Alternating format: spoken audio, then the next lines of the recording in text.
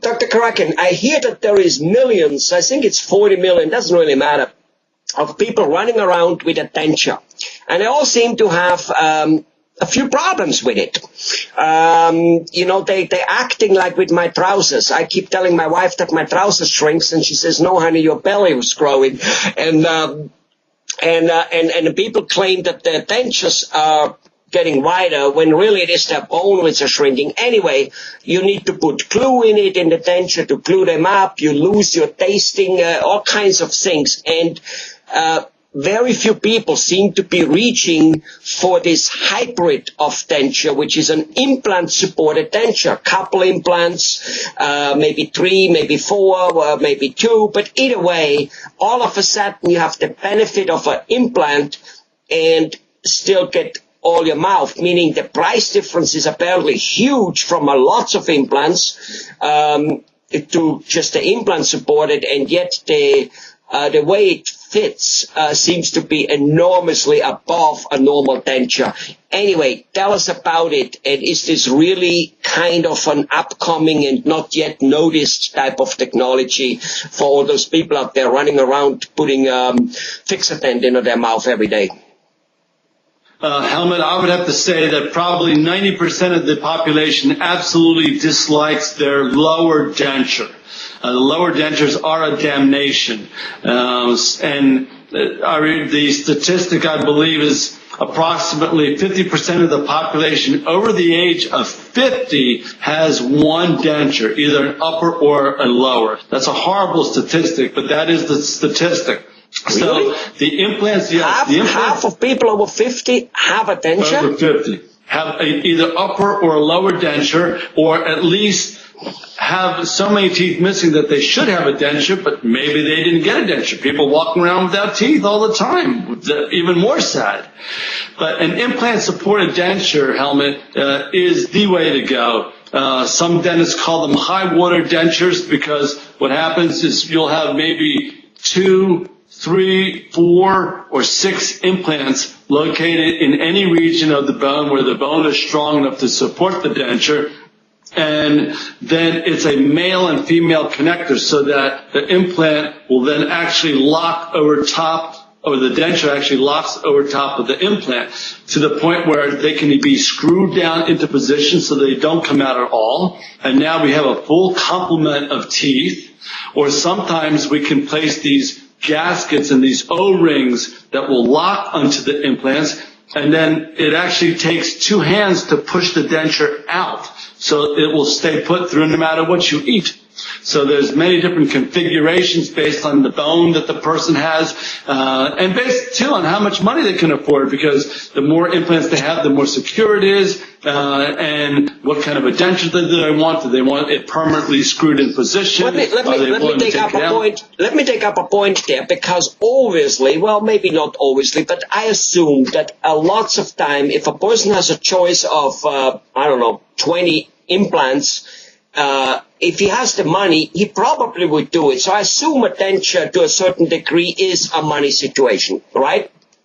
Absolutely. Now, I see that so often. Right. Now, and I do, however, and of course years ago, implant-supported denture wasn't around. So, bang, that was the way to go. So now you just said 2, 4, even 6 implants. Obviously, that does bring up the price. Question. Could a person who is, let's say, a little bit low on money say, all right, let's go with 2, and in 8 months or in 6 months, whenever, I have a little more money, we can augment and put 2 more in it, and maybe even another 1 or 2 down the road, and you can plan it like that. Is that a possibility or not? Helmut, you're right on the money once again, Helmut. I think you've been studying some dentistry on the side. No, my past lifetime, I had a really bad mouth, and I got all kinds of treatments. Yeah, right. You've been down that road, right, Helmut? But yes, we can stage it, that we can place 2 implants. Like some folks come into my office and their insurance will only cover so much work, but they want a product at the end of the journey. So we will start out with 1 implant and then 2 implants. And now once we have 2, then we can lock the denture down. And then later on, if we know that this is where we're going to head, we can structure the denture so that 3-4 years down the road, we will have a complete service, a complete product here, and we will not have skipped a beat here. And we'll been able to have staged it, working with people's insurances, working with their financial situation, giving them what they want instead of demanding that they go with 6 implants right away, because sometimes it's just not financially feasible for individuals, especially during this very difficult economic time here. Right. So I'm very okay with that. Beautiful, beautiful. Now, another question. You know, it's a world of difference apparently. So just a straightforward question. If I have an implant-supported denture, can I chew on a spare rib at the 4th of July? Can I bite into an apple? Yes or no? Absolutely, yes. And the corn on the cob and the carrots and the crusty Italian bread and the Jewish bagel and the whatever. That's simply something you cannot do with a normal denture, right? I mean, it's just not going to happen. It's not going to happen in probably 95% of the cases. That is correct.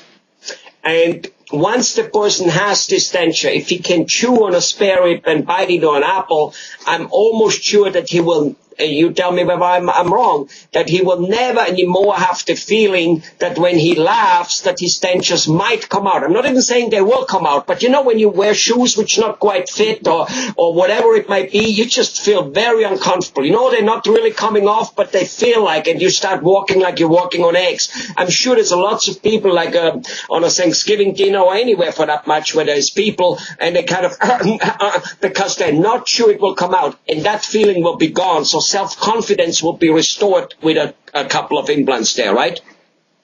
Totally, Helmut. And, you know, I can tell you this. We practice outside of the shore area, Atlantic City, Ocean City, along the beach area. We have many guys that go out fishing, and quite often the seas get rough. And quite often when the seas get rough, they get sick. And when they get sick and they vomit and their denture goes flying into the Atlantic Ocean, that's a situation that's very precarious, because now they have no teeth. They've got to come in. It's going to, even though we have our own dental laboratory, we make our own denture on the premise. I have my own laboratory technician. Her name is Bobby, with 25 years experience in manufacturing dentures, and she is a gem.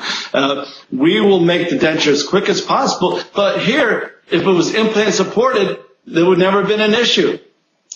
If it wouldn't be so funny, it would really be sad, you know? Yeah, it's sad. It really is sad. Yeah. Or people that go to the hospital, even worse, and they lose their dentures in hospitals because they were critically ill, and then the denture is misplaced or thrown out. And next thing you know, they're coming back from the hospital, or they're in the hospital and they can't chew, and the doctor's saying they're losing weight, but they can't eat because they lost their denture there. Now what do? Another difficult situation. Nursing homes lose dentures there. People lose dentures all the time. They wrap them up in napkins at McDonald's and they throw them out into the trash because it was more comfortable for them to eat that hamburger without their teeth and put it aside, and then they lose them. So unbelievable. Makes no sense. So the denture thing is that the implant-supported denture, the hybrid denture, as I personally call it, is definitely a great thing, and it's very, very affordable because there's so little extra needed. Let's just say a person has a pretty good denture. It fits him pretty well. It's not that old, but it's a normal one. Could he put an implant things on there, or do you have to make him a brand new denture and charge him money for it, or could he actually maybe use that old denture in some cases? In some cases, it can be used. It depends on the location of where the implants need to be placed. It depends on how much height there is in a denture, how much room I have to work within the denture. So an existing denture, we would have to examine the situation. If I know going forward that the person cannot afford implants immediately, but would like to have them someday, I will, in a blueprint of the denture, I will actually create the space necessary so that 5 years from now, they can come back to me and we'll put that implant in and we'll be able to use that same denture and won't cost them any additional money. Well, the way I look at it, it's a matter of, confidence. I mean, I grew up in Austria, and we had this saying, Kleider machen Leute, basically means clothes make people. And whatever truth is to it, the truth is when we do put on a new suit, a new tie, new shoes, we do walk a couple inches taller. And I can only see how important that is when you have that natural. I mean, there's nothing more natural than having this grade. Do you know what I mean? So by now, dentists fix headaches. Dentists, prevent kidney failure and stillborn babies, name it, because of gum disease thing. You guys fix ugly-looking faces because of caved-in faces, and you make people more confident. I mean, anything you guys don't do? Let's see. I don't do stand-up comedy there, but we do make people laugh because they do enjoy their teeth. People laughing at the dental office. Yeah, right. All right. Dr. Kourakin. Bye-bye. Thank you very much.